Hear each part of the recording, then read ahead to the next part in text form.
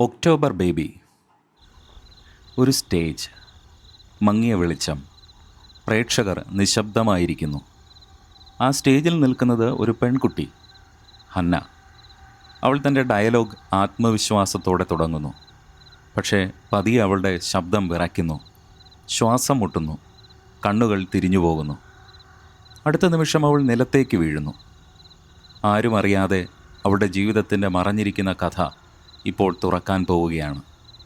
Hannah ഒരു സാധാരണ പെൺകുട്ടി.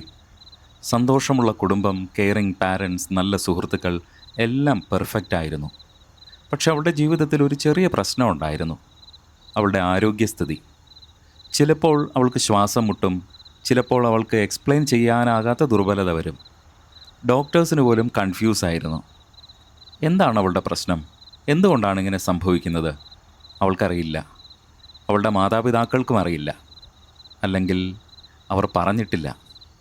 ഒരു ദിവസം വീട്ടിലൊരു ചെറിയ കൺവെർസേഷൻ. ആരോഗ്യ പ്രശ്നങ്ങളെക്കുറിച്ച് സംസാരിക്കുന്നതിനിടെ അവളുടെ അമ്മയും അച്ഛനും തമ്മിൽ നോക്കുന്നു. അവരുടെ കണ്ണുകളിൽ ഒരു ഭയം, ഒരു ഗിൽട്ട്. ഇനി പറയണം. അവർ ആ സത്യം ഹന്നയോട് പറയാൻ തീരുമാനിച്ചു. ഹന്ന, ഞങ്ങൾ നിന്നെ സ്നേഹിക്കുന്നു. പക്ഷെ ഒരു സത്യമുണ്ട്: നീ ഞങ്ങളുടെ സ്വന്തം മകളല്ല. ആ വാക്കുകൾ കേട്ടപ്പോൾ ഹന്നയുടെ ഹൃദയം നിശ്ചലമായി. എന്ത്? അവൾ ചിരിക്കാൻ ശ്രമിക്കുന്നു. ഇതൊരു ജോക്കാണോ? പക്ഷേ അമ്മയുടെ കണ്ണിൽ കണ്ണീർ, അച്ഛൻ്റെ മുഖത്ത് വേദന. ഇത് ജോക്കല്ല. ഞങ്ങൾ നിന്നെ ദത്തെടുത്തതാണ്. ആ വാക്കുകൾ അവളുടെ ഉള്ളിലേക്ക് ഒരു കുത്തുപോലെ കയറി. പക്ഷേ ഇനിയും ഒരു സത്യം ബാക്കിയുണ്ടായിരുന്നു. അവളുടെ ജീവിതം പൂർണ്ണമായി മാറ്റാൻ പോകുന്ന ഒരു വാക്ക്. നീ ഒരു അബോർഷൻ അറ്റംപ്റ്റിൽ നിന്ന് രക്ഷപ്പെട്ട കുഞ്ഞാണ്. ഹന്ന ഒന്നും കേൾക്കാൻ തയ്യാറായിരുന്നില്ല. അവളുടെ ഉള്ളിൽ ഒരു ശബ്ദം മാത്രം: ഞാൻ ജീവിക്കാൻ പോലും ആരും ആഗ്രഹിച്ചില്ലേ? അവൾ തൻ്റെ മുറിയിലേക്ക് ഓടുന്നു, വാതിലടയ്ക്കുന്നു, കണ്ണീരൊഴുക്കുന്നു. എൻ്റെ സ്വന്തം അമ്മ എന്നെ കൊല്ലാൻ ശ്രമിച്ചോ? ആ ചിന്ത അവളെ തകർത്തു. ദിവസങ്ങൾ കടന്നു പോകുന്നു. പക്ഷേ ഹന്ന പഴയ ഹന്നയല്ല. അവൾ സൈലൻ്റായി മാറുന്നു. കോപം, കൺഫ്യൂഷൻ, ഐഡൻറ്റിറ്റി ക്രൈസിസ്. ഞാൻ ആരാണ്? ഞാൻ എന്തിനാണ് ജീവിക്കുന്നത്? ആ ഇടയ്ക്ക് അവളുടെ സുഹൃത്തുക്കൾ ഒരു റോഡ് ട്രിപ്പ് പ്ലാൻ ചെയ്യുന്നു. Music, fun, freedom. അവർ ഹന്നയും വിളിക്കുന്നു. ആദ്യം അവൾ ആ ക്ഷണം നിരസിച്ചുവെങ്കിലും പിന്നീട് അവൾ തീരുമാനിക്കുന്നു: ഞാൻ പോകും. അതൊരു ഫൺ ട്രിപ്പല്ല, ഒരു സെർച്ചാണ്. കാർ ഹൈവേ വഴി മുന്നോട്ട് പോകുന്നു. വിൻഡോ വഴി പുറത്തേക്ക് നോക്കിയിരിക്കുന്ന ഹന്ന. മരങ്ങൾ പാസ് ചെയ്യുന്നു, റോഡ് മാറുന്നു. പക്ഷെ അവളുടെ മനസ്സ് മാത്രം സ്ട്രക്കാണ്.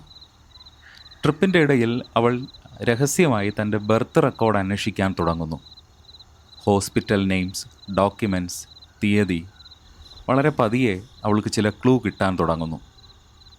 ഒരു നഴ്സ്, ഒരു ഓൾഡ് റെക്കോർഡ്. അവൾ മനസ്സിലാക്കുന്നു: ഞാൻ സർവൈവ് ചെയ്തത് ഒരു മിറക്കിളാണ്. അവളുടെ സുഹൃത്ത് ഒരിക്കൽ അവളോട് പറയുന്നു: ഹന്ന, നീ മിസ്റ്റേക്കല്ല. God never creates accidents. ആ വാക്കുകൾ അവളുടെ മനസ്സിൽ പ്രതിധ്വനിക്കാൻ തുടങ്ങി. യാത്ര അവസാനത്തിലേക്ക് എത്തുമ്പോൾ അവൾ ഒടുവിൽ ഒരു അഡ്രസ്സ് കണ്ടെത്തുന്നു. ഒരു വീട്. അവൾക്ക് ജന്മം നൽകിയ അമ്മയുടെ വീട്. ആ വീടിൻ്റെ മുൻപിൽ നിൽക്കുമ്പോൾ അവളുടെ കൈകൾ വിറയ്ക്കുന്നു. ഹാർട്ട് ബീറ്റ് ലൗഡായി കേൾക്കാം. ഇതാണ് എൻ്റെ അമ്മ. അവൾ ഡോർ തട്ടുന്നു. വാതിൽ പതിയെ തുറക്കുന്നു. ഒരു സ്ത്രീ. കുറ്റബോധവും ക്ഷീണവും കൊണ്ട് നിറഞ്ഞ കണ്ണുകളായിരുന്നു ആ സ്ത്രീക്ക്. നിങ്ങൾ ആരാ? ചോദിക്കുന്നു. മറുപടി നിശബ്ദത. ഒരു നിമിഷം അവൾ തിരിച്ചറിയുന്നു: നിങ്ങൾ എൻ്റെ അമ്മയാണോ? അമ്മയുടെ കണ്ണുകളിൽ കണ്ണീർ. അവൾക്കൊന്നും പറയാൻ കഴിയുന്നില്ല. ഹന്നയുടെ ഉള്ളിൽ അടങ്ങിയിരുന്ന എല്ലാം പൊട്ടിത്തെറിക്കുന്നു. എന്തിന് നിങ്ങൾ എന്നെ കൊല്ലാൻ ശ്രമിച്ചു? അമ്മ സാവകാശം ഇരിക്കുന്നു. ശബ്ദം വിറയ്ക്കുന്നു. ഞാൻ ഭയപ്പെട്ടു. ഞാൻ ഒറ്റയ്ക്കായിരുന്നു. എനിക്ക് സപ്പോർട്ടില്ലായിരുന്നു. ഞാൻ തെറ്റ് ചെയ്തു.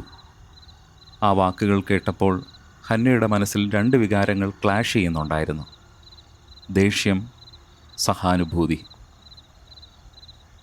അവൾക്ക് ഉച്ചത്തിൽ നിലവിളിക്കണമെന്നുണ്ടായിരുന്നു. പക്ഷെ ഒരു നിമിഷം അവൾ നിശബ്ദത തിരഞ്ഞെടുത്തു. എന്നിട്ട് സാവകാശം അവൾ പറഞ്ഞു, ഞാൻ നിങ്ങളോട് ക്ഷമിക്കുന്നു. ആ നിമിഷം ഡ്രമാറ്റിക്കായിട്ടൊന്നും മാറുന്നില്ല. പക്ഷെ ഹന്നയുടെ ഉള്ളിൽ ഒരുപാട് ചലനങ്ങളുണ്ടായി. തൻ്റെ മനസ്സിലെ ഭാരം ഇല്ലാതാകുന്നതായി അവൾക്ക് ഫീൽ ചെയ്തു. വേദന പതിയെ സോഫ്റ്റനാകാൻ തുടങ്ങി. അവൾ ഒടുവിൽ മനസ്സിലാക്കുന്നു, ഞാൻ ആർക്കും വേണ്ടാത്തവളല്ല, ഞാൻ തിരഞ്ഞെടുക്കപ്പെട്ടവളാണ്. യാത്ര കഴിഞ്ഞപ്പോൾ ഹന്ന ഇനി സെയിം പേഴ്സൺ അല്ല. അവൾ ജീവിതത്തെ പുതിയ കണ്ണിലൂടെ കാണുന്നു. ലൈഫ് പെർഫെക്റ്റ് ആയിരിക്കണമെന്നില്ല, പക്ഷെ അതിനൊരു പർപ്പസ് ഉണ്ടാകാം. ഒരിക്കൽ അൺവാണ്ടഡ് ആയിരുന്ന കുഞ്ഞ് ഇന്ന് ജീവിതത്തിൻ്റെ അർത്ഥം കണ്ടെത്തി. ജീവിതം ഒരു ആക്സിഡൻ്റ് അല്ല, അതൊരു പർപ്പസാണ്. ആ പർപ്പസ് തിരിച്ചറിയുമ്പോഴാണ് പരിഭവങ്ങളില്ലാതെ ഒരാൾക്ക് ജീവിക്കാൻ കഴിയുന്നത്. ഈ മൂവിയുടെ യൂട്യൂബ് വീഡിയോ ലിങ്ക് ഡിസ്ക്രിപ്ഷനിൽ ഞാൻ നൽകിയിട്ടുണ്ട്. Please check out and wait for another movie story.